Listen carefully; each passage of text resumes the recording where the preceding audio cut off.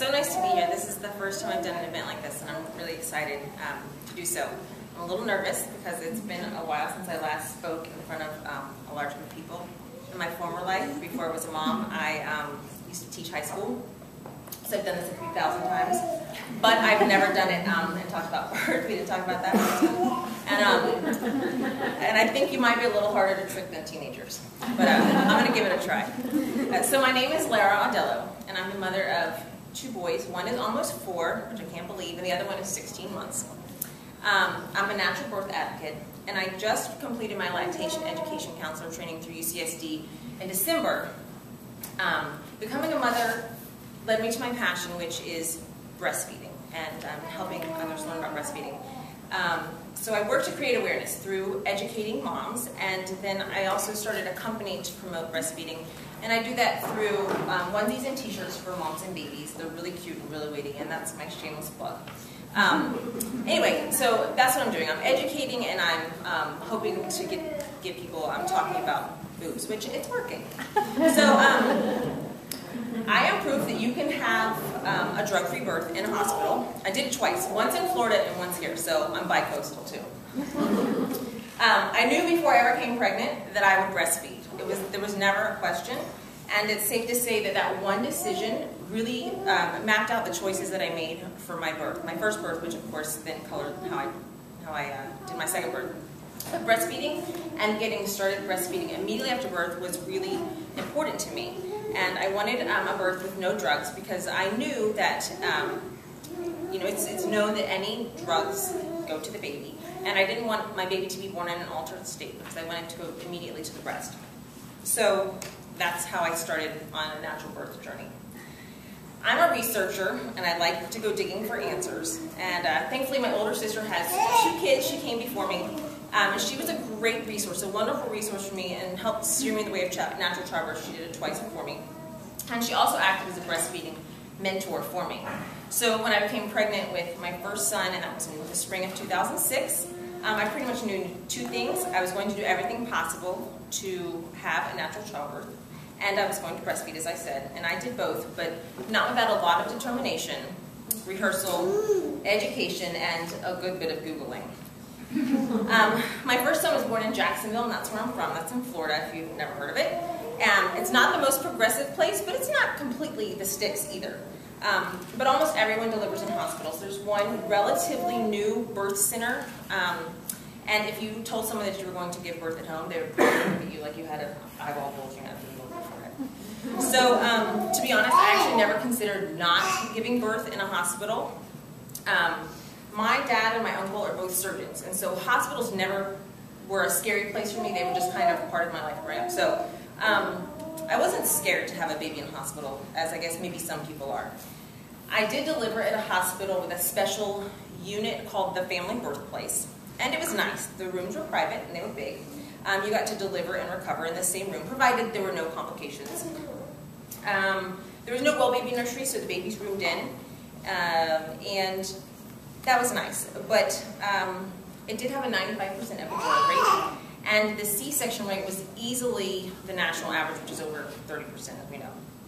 My OB was not especially into my birth plan, but I kind of overlooked that. He even tried to induce me, and I told him no.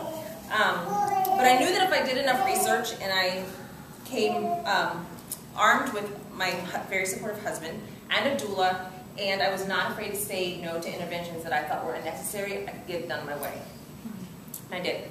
So my birth went according to plan. I was very lucky. I was in labor 12 hours. I pushed for about 25 minutes, and then voila, I was a mom. So when he was born, when my first son was born, he had too much fluid in his lungs. They're supposed to expel it as they come out, and it didn't all come out. And then he took a really big breath. I guess he was excited to be here. So when he did that, he popped a little hole in the bottom of his right lung.